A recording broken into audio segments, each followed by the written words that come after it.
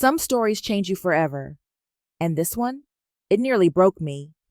I never believed in spirits. I never believed a house could truly be to something. What I'm about to tell you is Eve. It all started after we moved into a new house.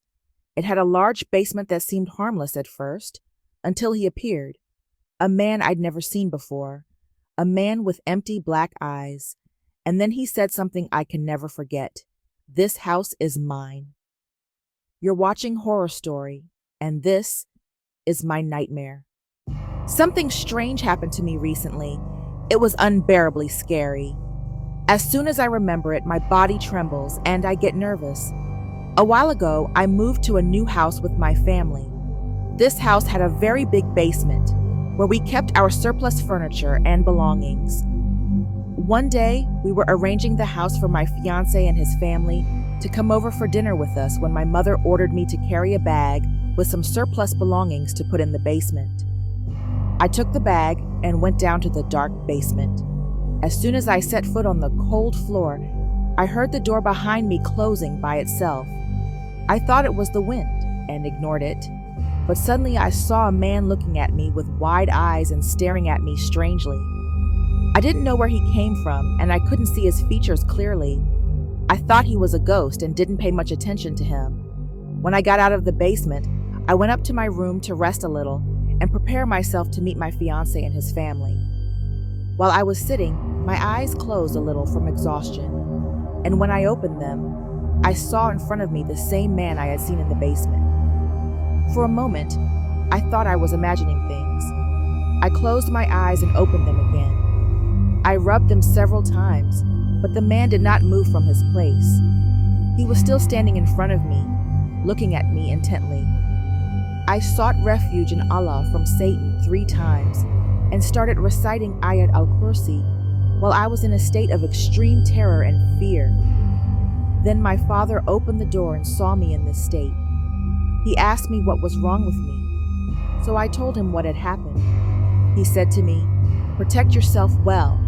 Perhaps you are tense because of the arrival of your fiancé, or because of your studies, or because of psychological pressures."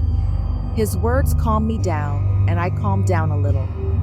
An hour later, my fiancé and his family arrived, so I went out to meet them. While we were at the dining table, I looked at the room opposite where I was sitting, and I saw the same mysterious man standing there, looking at me. I decided not to be afraid of him, and I was fortified. I said to myself, I will go and see who he is, and what does he want from me? So I went down to the basement again. I don't know where I got the courage from, but I kept repeating in a scared, trembling voice, "Who are you and what do you want from me?"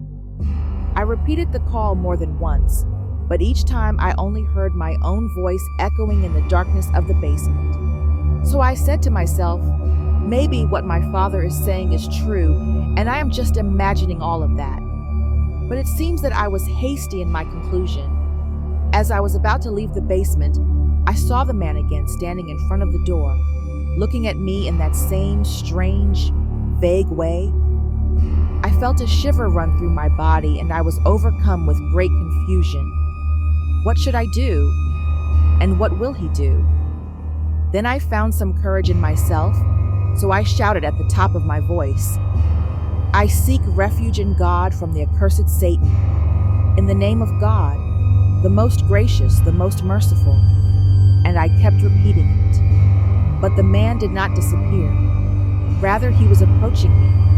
And at that moment, I heard my mother's voice calling me in a loud voice. But I was like a paralyzed. I could not move. And when the man approached me, I saw his eyes clearly. They were wide and black, with no white in them. Then I heard my father's voice saying to my mother, "Maybe you are in the basement." Then I heard the sound of his footsteps as he descended into the basement, so I felt some reassurance, and I said the man will definitely disappear. And that is exactly what happened. When I saw my father, I ran to him and hugged him out of fear. He said to me, "Why are you here? What is wrong with you?" So I told him about the ghost that was chasing me. He said to me, Did you seek refuge in God from the devil? I said yes, fortified. He said, Okay, tomorrow I will bring a sheikh to recite the Quran in the house and on you, so do not be afraid. I felt comforted by my father's words and thanked God for his coming. Then we left and spent the rest of the evening, which everyone enjoyed except me, as I was absent-minded and did not talk to my fiancé much. He even asked my mother what was wrong with me. She replied that I might be under psychological pressure because of our move to the new house. Finally, when the guests left, I felt sleepy and tired, so I decided to pray Isha and go to sleep. And while I was sleeping, I dreamt of the mysterious man again. I saw him watching me in that basement. Then I heard him say to me, I will not harm you as long as you do not harm me. All I want is to feel comfortable in my house and my room, the basement, because you are bothering me with those old things that you throw in the basement, and I do not want anyone to go down to it again. And please tell your father not to bring that old man here, or I will not let you leave this house unharmed, and I will burn it before he comes. In the morning, I saw my father searching for the sheikh's number, so I told him, Stop it, Dad, and don't call. It's just an illusion. He said, But you were in a miserable state yesterday. I replied, No, I'm fine, and that it was just psychological pressure. He said, Okay, and stopped searching for the number, then went to work. Later that day, I told my mom everything that had happened to me and begged her not to go to the basement again, and she agreed. From that day on, I no longer saw the mysterious man, but strange things were happening in the house. When I went out and my room was not tidy, I would come back to find it completely tidy and clean. I would ask my mother, Did you tidy the room? And she would say no. Since that day, I never went back to the basement, and no one in my family did either. I never saw the man again, but I know, deep down, he's still there. Sometimes I hear faint whispers when I pass by the basement door. Other times, I wake up to find my room mysteriously cleaned, as if someone was still watching over whether it was a jinn, a spirit, or so one thing is certain. That house is, and maybe, it never was. You've been watching Horror Stow.